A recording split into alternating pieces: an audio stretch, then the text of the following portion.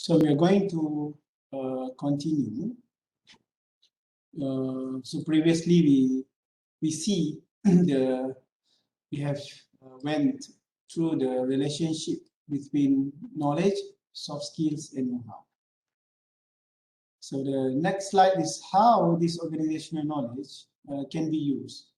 So basically, we know about the knowledge, we manage the knowledge. Then it is the act of using the knowledge to perform value-creating activities, okay, to develop specific competencies.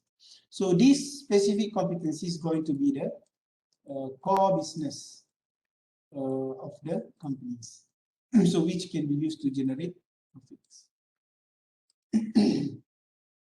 So here is the 3 factors influencing knowledge sharing success.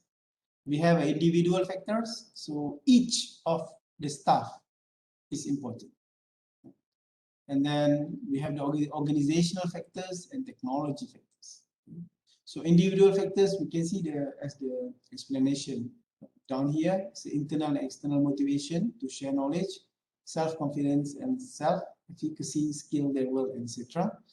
And organizational factor is more to the management function, how the support of management, how management recognize and rewards, and how about the management's direction. Are they leading by example and things and so on. So of course we need both. Okay, sometimes we call it bottom up, and sometimes we call it top bottom. So basically we need the individual and also the management. Okay? If the management is keen to do something but didn't get the support from the peoples down there, it's not going to be a success too. Okay, and also the technology. So individual factors, organizational factors, and technology factors. So this is going to be the result for this knowledge sharing success. And then I believe here we touched this bit on the sources of the organizational knowledge. So where we are going to get the knowledge for this organization. So we have internal sources. So this is like a rephrasing, re-stressing the point, which I have mentioned this earlier. Intellectual property, IP, knowledge gained from experience, lessons learned from failure and successful projects, capturing and sharing undocumented knowledge and experience. So this is very important, sometimes overlooked, capturing and sharing undocumented. So the knowledge is there, it's not documented. Okay, the very traditional example is you have 1% or 2% where only they know how to operate certain machines, or only they know how to set some settings on your machines, So it's very dangerous, your competitor can just buy them. I mean, so-called buy, offer them good position, good salary, and then if you lost this person, then you're going to have a very big problem in your company. So usually the good companies, they won't rely on person, but they rely on the system itself. Okay?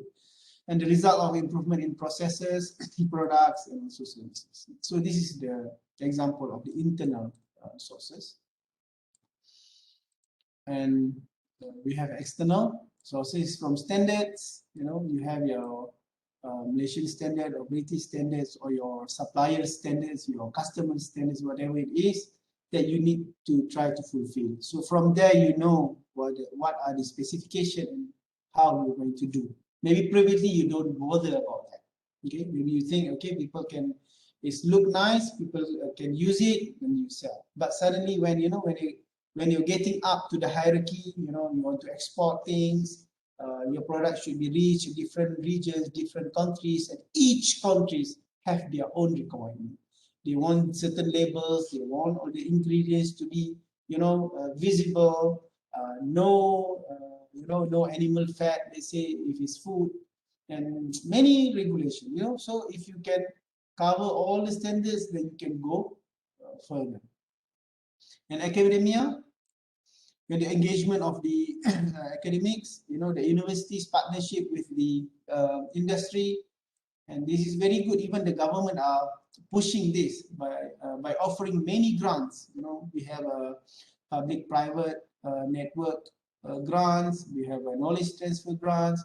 So the government offer you, even the Ministry of Higher Education, okay, also offers several grants with a very good amount of money, okay, and sometimes mostly also offered, offers some grants, but the requirement is you need to have an industry, you have to have a university, come together doing something.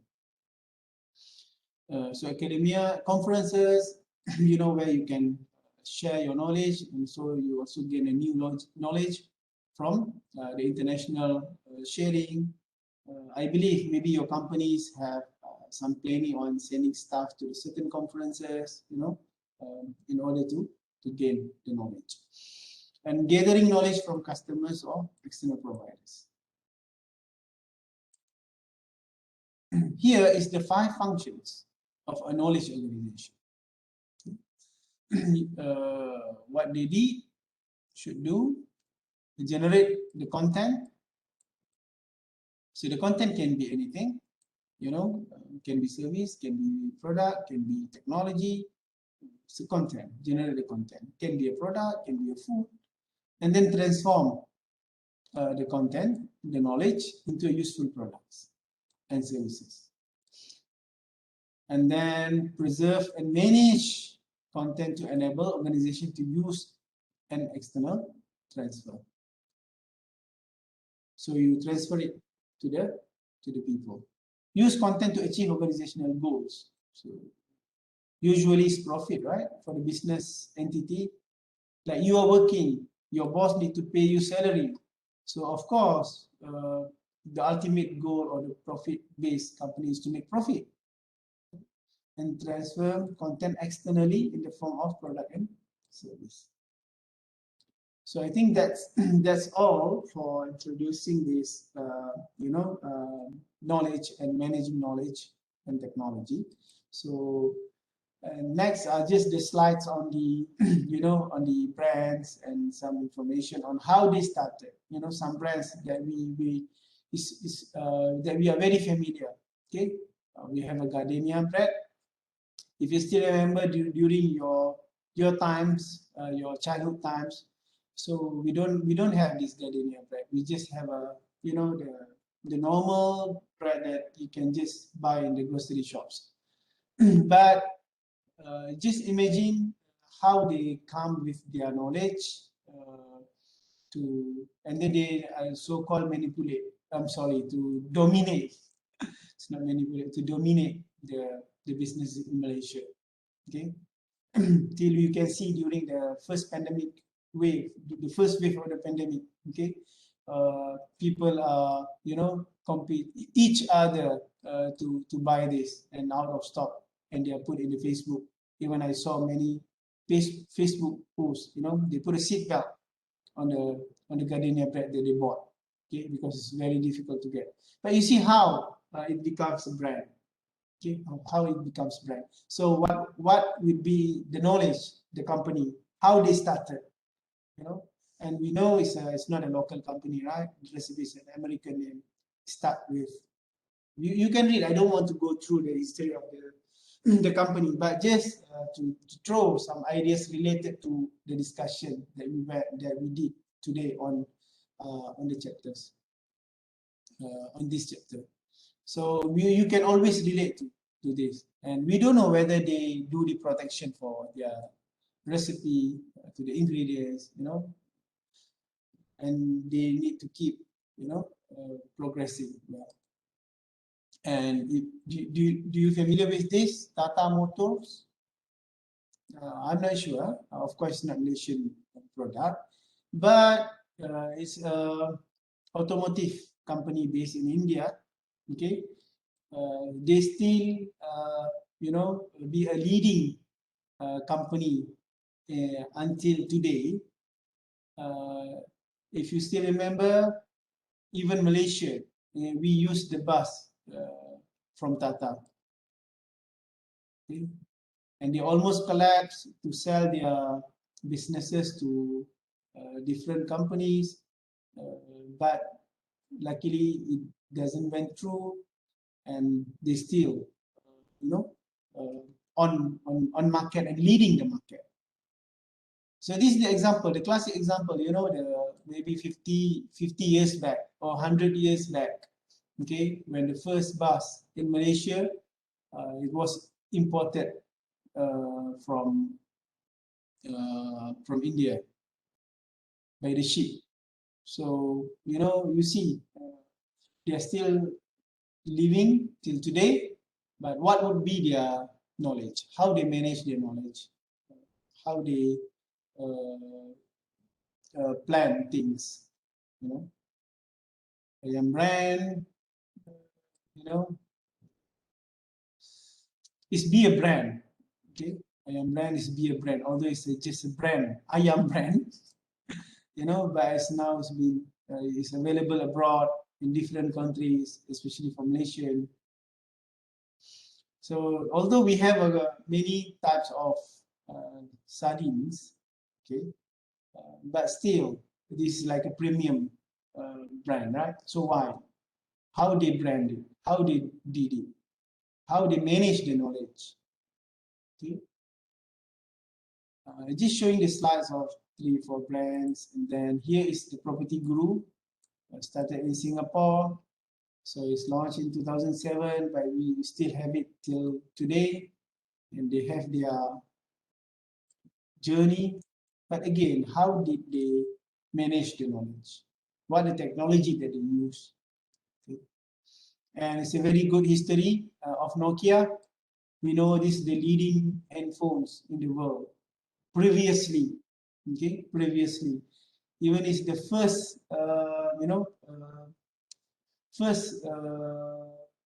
mobile phone that like advanced during its time.